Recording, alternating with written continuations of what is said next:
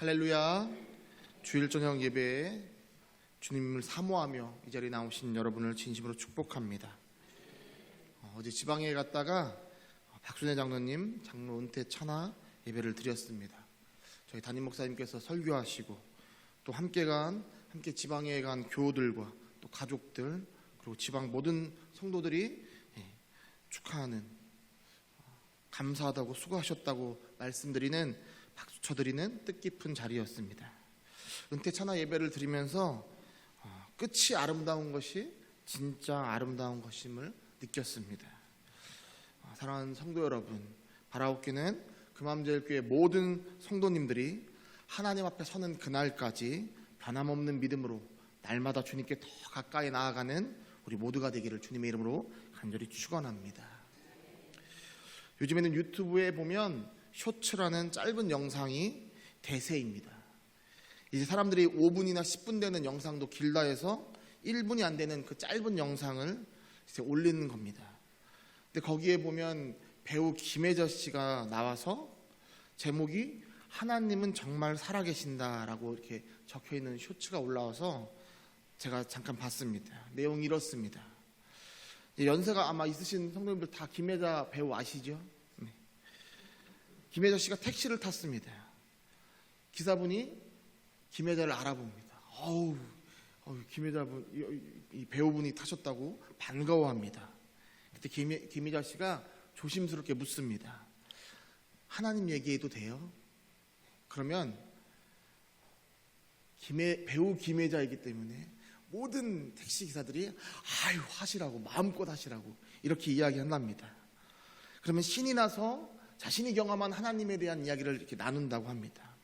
근데 혹시 자기 이야기가 듣다가 혹시라도 사고가 날까봐 빨간불에 멈췄을 때만 짧게 이렇게 전한다고 합니다. 그런데 하나님 말씀을 전하면 그때부터 이상하게도 빨간불이 많이 걸리고 자기가 이야기가 다 끝나면 파란불로 딱 바뀌는 그런 것을 보면서 하나님은 진짜 살아계시다라는 간증하는 영상이었습니다. 제가 이 짧은 이 간증, 1분도 안 되는 이 간증을 들으면서 너무 부러웠고 또 하나님께 회개하게 되었습니다. 왜냐하면 이 배우 김혜자 씨가 한 이 간증은 어떤 특별한 경험을 통한 간증이 아니라 그냥 우리의 일상생활에서 정말 별거 아닌 것 같은 그런 것들을 간증을 하는 겁니다. 제가 왜 부러웠고 회개했냐면 제가 예전에 저도 이렇게 간증을 했었습니다.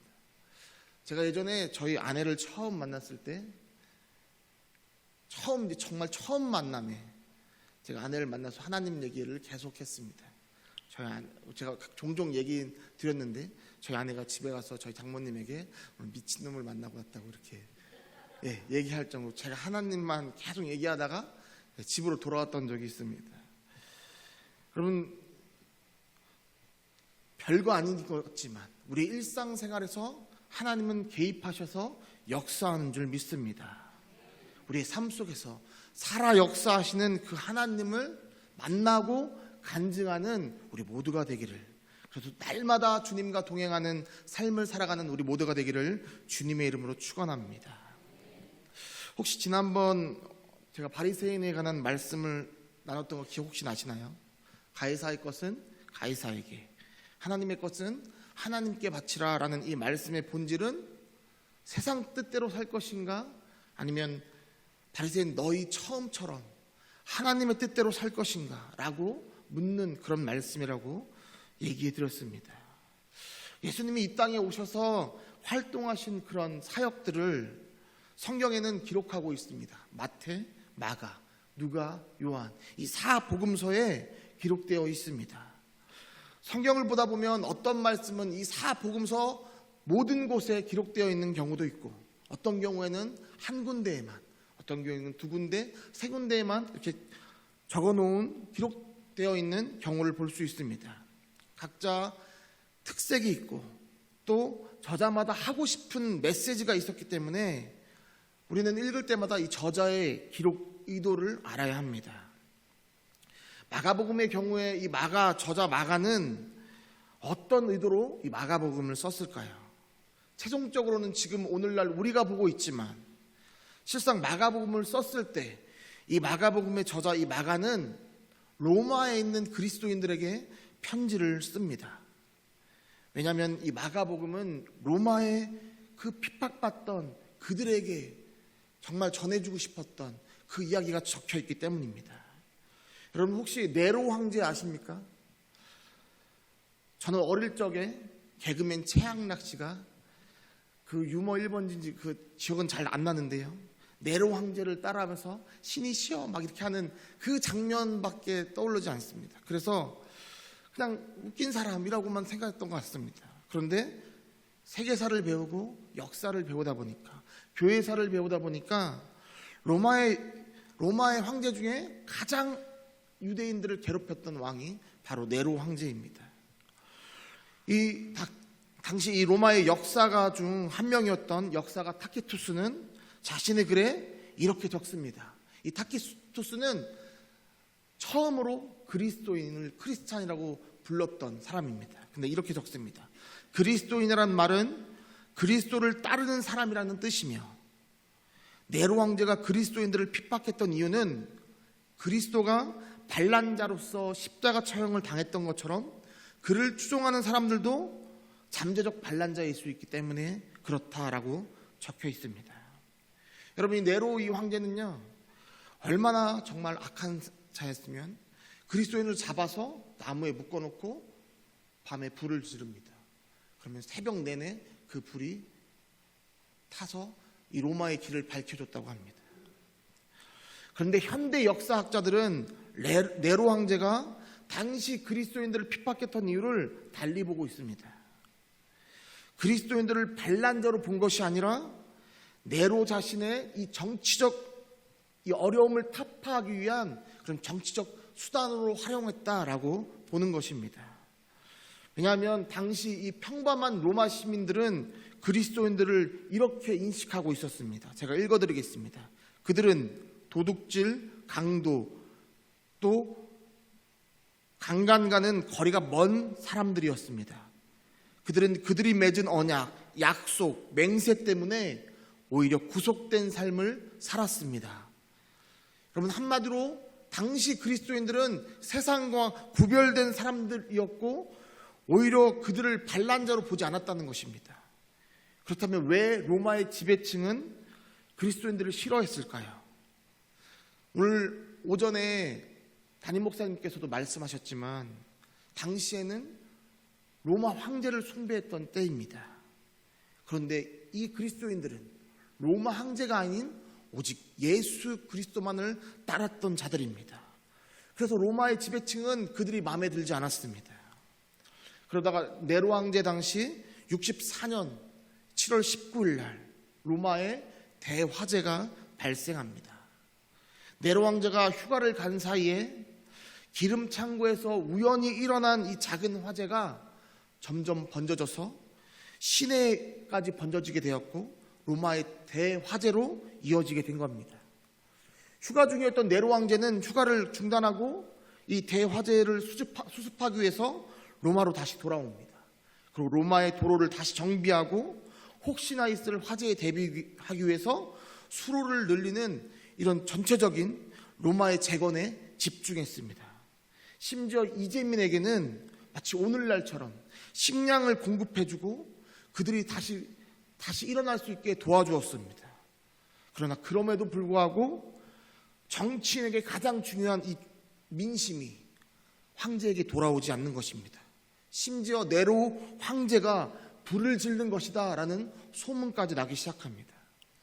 바로 그때 이 네로 황제와 또 이 집권 세력이 이 민심을 수습하기 위해서 어떤 선택을 하냐면 바로 신흥 종교였던 기독교에게 이 모든 것을 책임지게 하자라고 결정합니다. 그래서 이 당시 예수님의 12제자들이 뿐만 아니라 또 수많은 그리스도인들이 죽임을 당하게 되고 만 겁니다. 로마에서 예수를 믿는다는 것은 죽음을 각오하지 않으면 불가능한 일이었습니다. 따라서 이 그리스도인들은 하루도 빨리 주님이 오시기만을 간절히 기도하고 기대했습니다. 그러나 핍박과 죽음만이 찾아올 뿐 아무런 변화가 없자 로마의 그리스도인들이 흔들리기 시작합니다. 바로 그때 마가복음에 저자였던 이 마가가 마가복음을 작성한 걸 로마의 그리스도인들에게 보낸 것입니다. 사랑하는 성도 여러분, 당시 핍박에 지치고 모든 소망이 끊어져 가는 것처럼 느껴졌던 이 로마의 그리스도인들에게 가이사의 것은 가이사에게, 하나님의 것은 하나님에게 바치라. 즉 가이사를 따르겠느냐, 세상을 따르겠느냐, 아니면 너 정말로 하나님만을 따르겠느냐 라고 하는 이 말씀, 예수님의 그 말씀을 들으면서 이 로마의 그리스도인들이 얼마나 많은 눈물을 흘렸겠습니까? 바로 그 말씀을 보면서 그들은 다시 한번 말씀을 붙잡고 믿음을 붙잡고 죽음을 이겨내는 신앙생활을 유지했던 것입니다. 사랑하는 성도 여러분, 우리도 그렇습니다. 말씀 앞에서 주님만을 바라보며 주님께 나아가겠다고 다짐하는 우리가 되기를 간절히 소망합니다. 하나님 말씀에 두려워 떠는 자, 그 말씀에 생명을 거는 자들 되기를 주님의 이름으로 간절히 축원합니다. 계속해서 오늘 본문 말씀을 보면 또 다른 무리가 예수님 앞에 찾아옵니다. 그들은 부활이 없다라고 믿는 자들이었습니다. 우리 본문 18절 말씀을 함께 읽겠습니다. 부활이 없다는 사두개인들이 예수께 와서 물어 이르되. 여러분, 혹 우리 중에도 부활이 믿어지지 않는 사람이 있을 수 있습니다. 그러나 걱정하지 마십시오. 왜냐하면 성자 어거스틴이라고 불렸던 이 어거스틴 또한 부활이 믿어지지 않았던 사람입니다. 그는 어머니의 모니카의 기도로 인해서 계속해서 예수님을 믿으려고 했지만 믿어지지 않는 겁니다. 어머니가 찾아올 때마다 하나님 말씀, 살아계신 하나님의 말씀을 전합니다. 자신이 경험했던 하나님의 그 역사를 간증을 합니다. 하지만 믿어지지가 않습니다. 그것 때문에 성자 어거스틴은 매우 괴로워했습니다. 그래서 어느 날 하나님께 기도합니다. 하나님, 나도 하나님을 믿고 싶은데 믿어지지가 않습니다. 하나님 어떻게 해야 됩니까? 하나님이 책임져 주세요 라고 이렇게 기도하던 중에 어느 날 이 어거스틴이 꿈을 꿉니다. 한 어린 소녀가 바닷가에서 모래 웅덩이를 파더니 그곳에 작은 조개 껍질로 바닷물을 담는 겁니다. 그 모습을 지켜봤던 어거스틴이 그 소녀에게 다가가서 묻습니다. 너 지금 뭐 하고 있는 거야? 그러자 그 소녀가 대답합니다. 저는 이 웅덩이에 이 바닷물을 다 담을 거예요. 그러자 어거스틴이 말도 안 되는 얘기를 하지 말라고.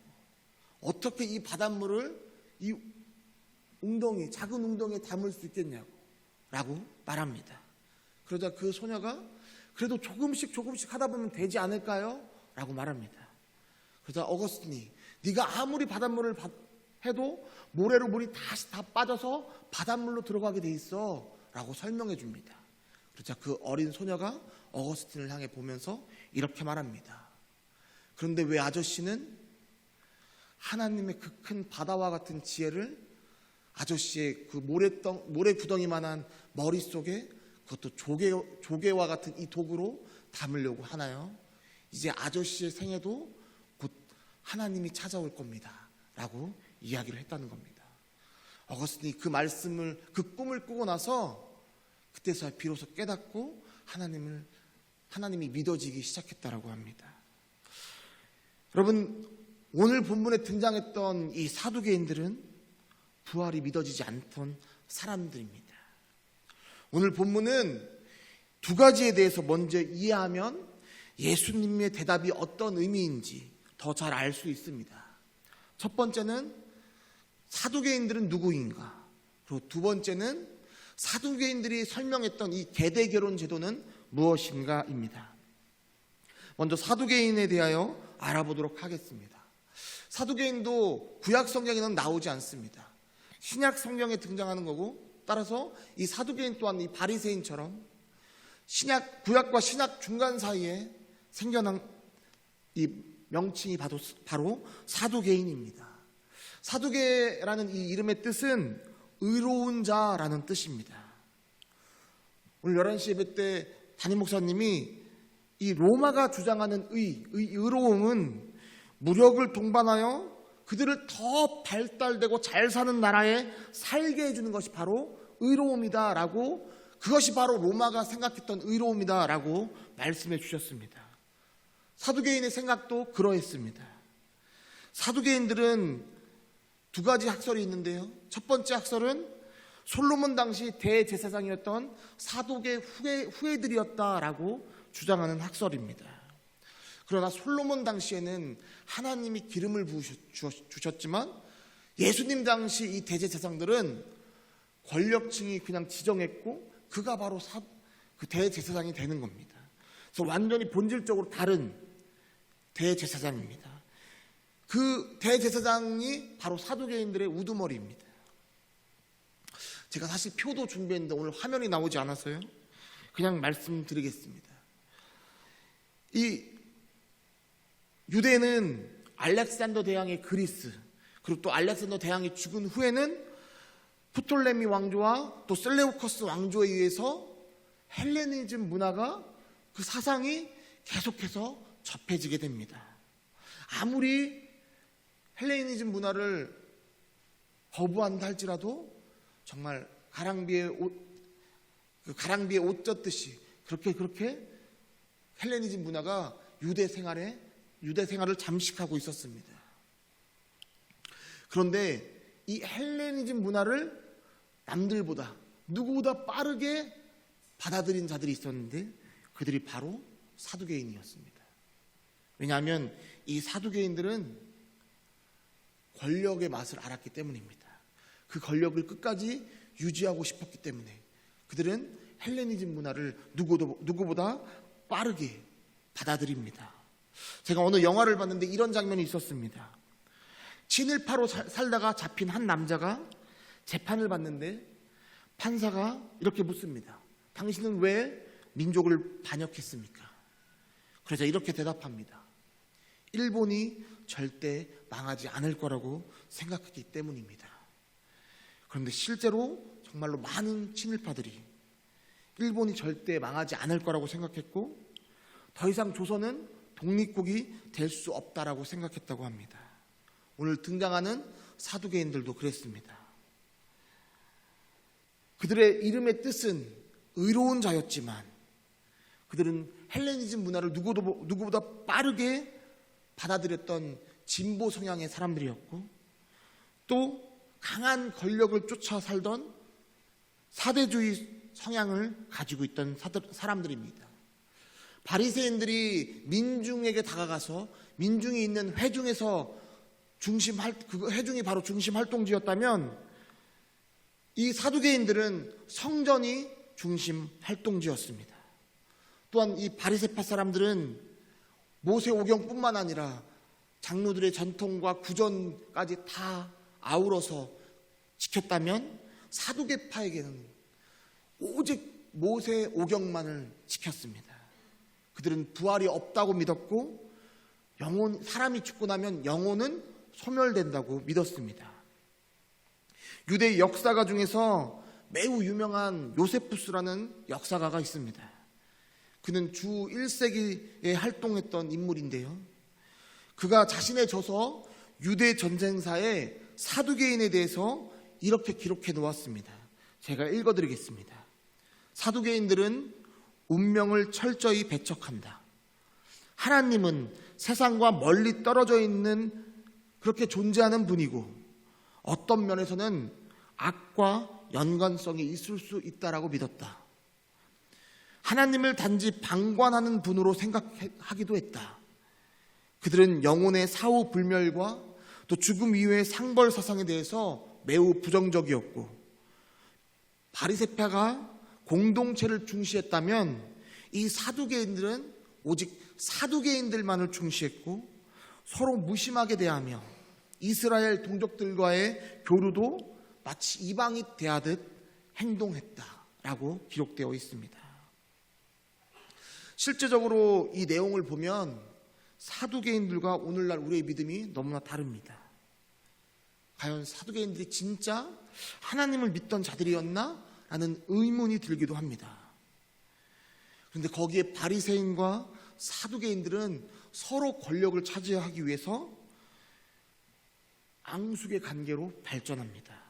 그 앙숙의 관계가 얼마나 심했던지, 이 바리새인과 사두개인들은 서로 권력을 쟁취하기 위해서 무려 67년부터 63년까지 계속해서 싸우다가 로마의 폼페이우스 장군에게 도움을 요청합니다. 그래서 이 폼페이우스 장군이 너무나 손쉽게 유대에 입성하게 됐고 그냥 유대를 함락시켜 버립니다. 그렇게 63년부터 유대가 로마의 식민지로 전락해 버립니다. 다시 말해서 이들은 자식의 권력을 위해서 나라와 민족까지 손쉽게 넘겨줬던 자들이 바로 바리새인이었고 사두개인들이었습니다. 두 번째, 과연 그럼 계대결혼 제도는 무엇을 말하는 걸까요? 모세가 신명기에 기록한 내용을 토대로 한 이 제도인데, 신명기 25장 5절부터 6절까지의 말씀을 제가 읽어드리겠습니다. 형제들이 함께 사는데 그중 하나가 죽고 아들이 없거든 그 죽은 자의 아내는 나가서 타인에게 시집가지 말 것이요 그의 남편의 형제가 그에게로 들어가서 그를 맞이하여 아내로 삼아 그의 남편의 형제된 의무를 그에게 다 행할 것이요 그 여인이 낳은 첫 아들이 그 죽은 형제의 이름을 잊게 하여 그 이름이 이스라엘 중에서 끊어지지 않게 할 것이니라. 여러분, 이게 바로 계대 제도인데요. 이 계대 결혼 이 제도에 조건이 있습니다. 이 신명기 25장 5절 처음 말씀입니다. 바로 형제들이 함께 사는 데로 시작합니다. 이게 무슨 말이냐면 당시에는 혈연 집단이 바로 사회의 기본 구성단이었다는 것입니다. 이런 시대에 남자가 아들을 낳지 못하고 죽는다면 그 사람은 이 혈연 공동체로부터 그냥 영원히 끊어지는 자로 기록되는 겁니다. 그래서 이것을 막기 위해서 죽은 자의 아내를 그 동생이 취하고 또 그 동생이 취하고 이렇게 했던 것입니다. 아들을 낳을 때까지 그렇게 하다가 아들을 낳으면 그 아들을 죽은 그 형의 첫 번째 아들로 등록하는 것이 바로 계대 결혼 제도입니다. 그런데 이것은 이스라엘에게만 있던 제도는 아닙니다. 당시 고대 근동 국가였던 히타이트라고 불리는 이 해족속과 아수르, 또 인도, 아프리카의 여러 나라에서도 행해졌던 제도입니다. 특히 이 해족속은 남편이 죽고 난 다음에 이 재산이 아내에게 전해지는데 아내가 그 재산을 들고 다른 남자와 결혼하면 경제력이 상실되기 때문에 자기 부족의 경제력이 상실되기 때문에 이것을 막았다라고 말합니다. 그러나 이스라엘은 하나님께로부터 받은 이 선민 사상 때문에 그들은 그 선민 사상에 대한 자부심이 굉장했고 그것을 지키는 것을 그 무엇보다 중요하게 여겼습니다. 뿐만 아닙니다. 이 계대결혼 제도는 남편을 잃은 여인을 구제하는 그런 사회보장제도적인 의미도 가지고 있었습니다. 왜냐하면 당시 이 여인이 혼자 독립해서 살 수 없었기 때문에 그런 사회적 구조가 아니었기 때문에 그 동생이 그 여인을 취해서 먹고 살 수 있게 하는 그런 기능도 했던 겁니다. 그런데 이제 앞에 살펴본 이 사두개인과 이 계대 결혼 제도를 통해서 오늘 본문을 보도록 하겠습니다. 사두개인들이 예수님 앞에 나와서 7형제의 예를 들어가면서 질문을 합니다. 우리 본문 23절 말씀을 함께 읽겠습니다. 7사람이 다 그를 아내로 취하였으니 부할 때 곧 그들이 살아날 때에 그 중에 누구의 아내가 되리이까? 여러분, 앞서 말씀드렸지만 사두개인들은 부활을 믿지 않는 자들입니다. 그들이 중요하게 여겼던 것은 모세오경입니다. 그리고 그들은 모세오경에는 부활이 적혀있지 않다라고 믿고 주장했던 사람들입니다. 그래서 지금 예수님께 나와서 만일 7형제가 다 한 여자를 취했다가 다 자식 없이 죽었다면 이 여자가 부활 후에는 누구의 아내가 됩니까? 라고 묻는 이것은 부활을 주장하는 사람들을 조롱하기 위한 말인 겁니다. 그때 이 질문을 들은 예수님께서 그들에게 이렇게 대답하십니다. 우리 24절, 25절 말씀을 함께 읽겠습니다. 예수께서 이르시되 너희가 성경도 하나님의 능력도 알지 못함으로 오해함이 아니냐. 사람이 죽은 자 가운데서 살아날 때에는 장가도 아니가고 시집도 아니가고 하늘에 있는 천사들과 같으니라. 아멘. 예수님께서는 너희는 성경도 모르고 하나님의 능력도 경험하지 못한 자들이라고 말씀하십니다. 아마 예수님께서는 이 바리새인과의 대화보다 더 답답하셨을 것입니다. 그러면서 부활에 대해서 설명해 주시는데 천사와 같을 것이다 라고 설명해 주십니다. 여기에서 예수님이 천사를 언급하신 이유는 사두개인들은 부활을 믿지 않았고 아까 말씀드렸듯이 하나님은 자신과 동떨어져 있는 그런 존재로 여겼기 때문에 천사들도 믿지 않았습니다. 그래서 예수님은 콕 집어서 천사의 이야기를 해주면서 그들에게 너희가 부활을 믿지 않는 것은 잘못된 것이라고 설명해 주신 겁니다. 너희가 지금 바라보고 있는 성경을 너희는 지금 왜곡돼서 바라보고 있다라고 가르쳐 주신 것입니다. 그리고 계속해서 이어지는 26절 말씀에서 사두개인들이 얼마나 잘못 믿고 있는지를 다시 한번 말씀해 주십니다. 26절 말씀도 함께 읽겠습니다. 죽은 자가 살아난다는 것을 말할진대 너희가 모세의 책 중 가시나무 떨기에 관한 글에 하나님께서 모세에게 이르시되 나는 아브라함의 하나님이요 이삭의 하나님이요 야곱의 하나님이로다 하신 말씀을 읽어보지 못하였느냐. 하나님이 모세에게 말씀하신 것은 출애굽기에 기록되어 있습니다. 모세 오경만을 믿는 창세기, 출애굽기, 레위기, 민수기, 신명기만을 믿는 그들에게 바로 출애굽기의 말씀을 콕 집어서 다시 한번 말씀해 주시는 겁니다. 출애굽기 3장 6절 말씀에 이렇게 적혀 있습니다. 또 이르시되 나는 내 조상의 하나님이니 아브라함의 하나님, 이삭의 하나님, 야곱의 하나님이니라. 여러분, 모세에게 하나님은 자신을 아브라함의 하나님, 이삭의 하나님, 야곱의 하나님이라고 소개하십니다. 죽은 자의 부활을 이렇게 이미 계시하셨던 것입니다. 아브라함과 이삭과 야곱은 죽어서 비록 흙으로 돌아갔지만 그들은 영원한 부활의 영광에 동참할 것이라는 이 사실을 모세 오경에도 분명히 이렇게 기록했다는 것을 예수님께서 사두개인들에게 가르쳐 주신 것입니다. 그러면서 마지막에 예수님께서 쐐기를 박아서 말씀하십니다. 우리 27절 말씀 함께 읽겠습니다. 하나님은 죽은 자의 하나님이 아니요 산 자의 하나님이시라. 너희가 크게 오해하였도다 하시니라. 아멘. 사랑하는 성도 여러분, 이 말씀을 나누면서 저는 예수님께서 사두개인들을 얼마나 사랑하셨는지를 깨닫습니다. 사랑의 반대말은 무관심입니다.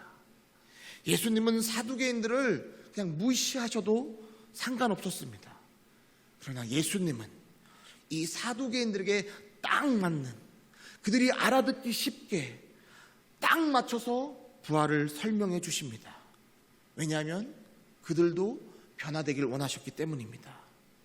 그래서 하나님은 죽은 자의 하나님이 아니라 바로 산 자의 하나님이신 줄 믿습니다.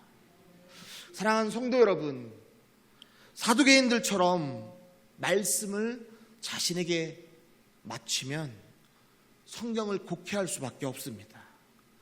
말씀에 우리를 맞춰야 되는 줄 믿습니다. 그래서 우리는 날마다 겸손히 예수님의 말씀에 귀를 기울여야 하고 진리의 말씀을 바르게 믿고 이해해야 합니다. 바라옵기는 말씀을 보고 듣는 이 영적 능력이 더해지기를 주님의 이름으로 간절히 축원합니다. 그리하여 날마다 살아계신 그 하나님을 경배하고 전능하신 하나님께 지혜를 구하며 산자의 하나님의 권능을 의지하며 살아가는 저와 여러분 되기를 주님의 이름으로 간절히 축원합니다.